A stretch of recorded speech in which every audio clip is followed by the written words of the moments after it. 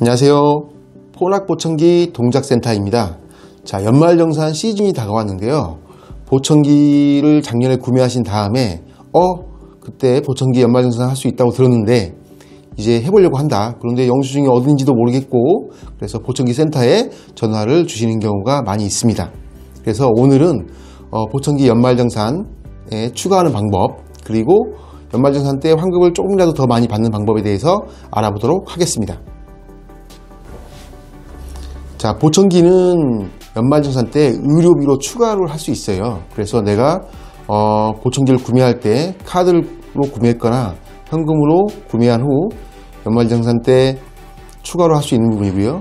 그 다음에 이 보청기는 카드든 현금이든 추가가 된 이후에 의료비 쪽에 중복으로 공제를 받을 수가 있습니다. 안경 혹은 교복, 보청기 다 해당이 되는 부분이고요. 그래서 보청기를 구매하신 다음에 영수증을 잘 가지고 있으셔서 그거를 나중에 스캔 떠서 추가를 하게 됩니다. 자, 그런데 큰 전제가 두 가지가 있어요. 첫째로는 보청기를 구매하실 때 보청기 금액만 해당이 되는 거고요.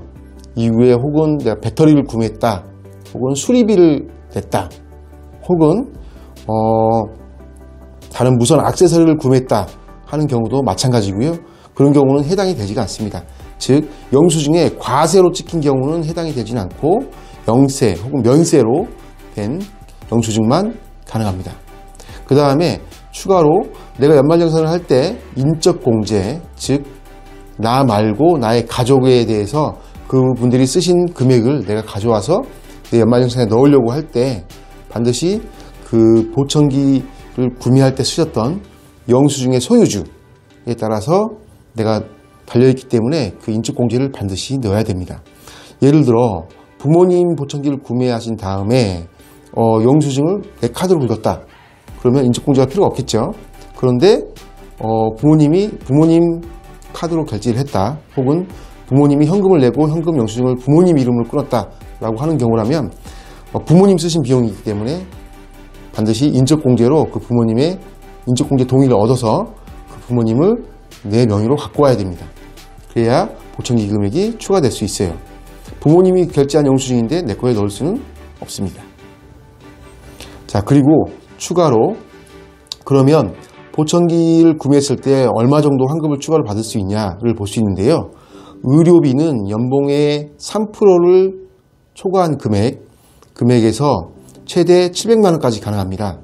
그래서 연봉이 예를 들어 5천만 원이고 내가 200만 원짜리 보청기를 양쪽으로 사서 400만 원짜리 영수증이 있다라고 하는 경우를 가정해 보겠습니다. 연봉이 5천이면 연봉의 3%면 150만 원이 되겠죠. 그러면 보청기 금액이 400만 원이니까 400만 원에서 150만 원을 빼면 250만 원이 되는 거고요.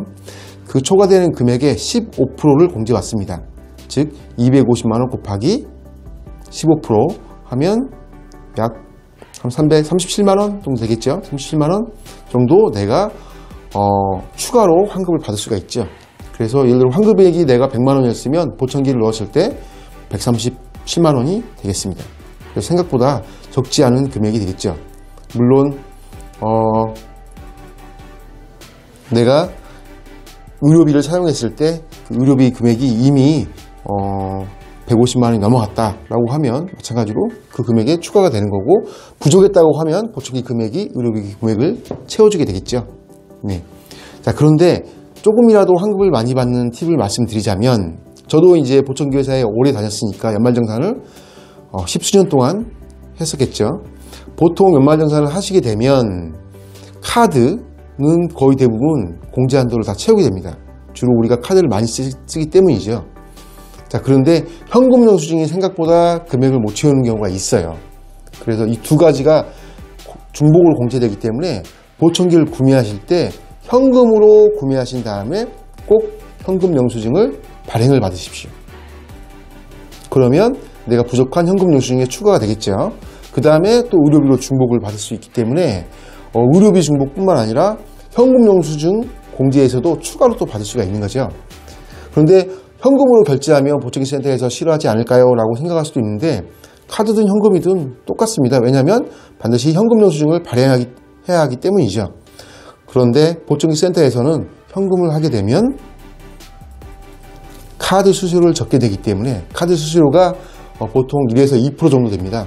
아까처럼 400만 원을 결제했다면 1에서 2%라면 약 4에서 8만 원 정도 카드 회사에 나가는 건데 그 부분을 줄일 수 있기 때문에 카드를 주시면, 현금을 주시면 조금 더 보청기 센터에서는 수수료가 빠지기 때문에 좋아할 수 있겠죠. 자, 그래서 오늘 내용을 정리를 해보자면, 자, 보청기를 구매하실 때, 그리고 하나 빼먹은 게 있었네요. 자, 연말정산에 관련해서 굳이 이렇게 영수증, 보청기 영수증을 스캔해서 넣거나 혹은 이 영수증이 부족하다고 하는 경우에는 지금처럼 이렇게 보청기 구매 확인서라고 있어요. 이렇게 보청기 센터에서 이 금액을 언제 구매한 게 맞습니다 라고 만들어주면 그걸 스캔해서 추가로 넣게 됩니다. 넣는 곳은 의료비 항목에 수정, 추가하신 다음에 국세청 자료가 아닌 그 밖의 자료에 추가를 해서 보청기와 금액을 넣게 되겠죠. 그런데 보청기 센터에서는 이렇게 할 필요가 없이 보청기 구매하실 때 연말정산 간소화 서비스에 내가 구매한 금액에 대해서 직접 입력을 할 수가 있어요. 그렇게 되면 이런 영수증 작업을 할 필요가 없고 내 의료비에 이 보청기가 자동으로 들어가 있습니다. 그래서 보청기를 구매하고 1년이 지난 다음에 연말정산 때 그때 영수증을 찾고 그럴 필요가 없겠죠. 그래서 보청기를 구매한 이후에 연말정산 때 받은 꿀팁이라고 한다면 첫 번째, 보청기를 구매하시고 현금으로 결제하신다. 그 다음에 현장에서 바로 현금 영수증을 요청하신다. 그 다음에 세 번째, 연말정산 간소화 서비스에 내가 보청기 구매한 내역을 바로 입력을 해달라고 요청을 하신다. 자, 이렇게 되면 아까 말씀드린 대로 여러 가지 혜택도 있고 내가 연말정산 때 보청기를 굳이 일부러 넣을 필요가 없게 됩니다. 자, 오늘은 연말정산에 대해서 한번 알아봤는데요. 보청기를 구매하시고 추가로 혜택을 더 받게 되면 이게 어찌 보면 보청기에 추가적인 할인 효과가 있겠죠. 그래서 꼭 연말정산을 챙겨서 조금 더 많이 환급을 받으시기 바랍니다. 구매하신 보청기 센터에 연말정산 관련해서 또 문의를 해보시면 또 응답을 잘 해주실 거예요. 자, 그러면 오늘 연말정산에 관련된 내용은 마치도록 하겠습니다. 감사합니다.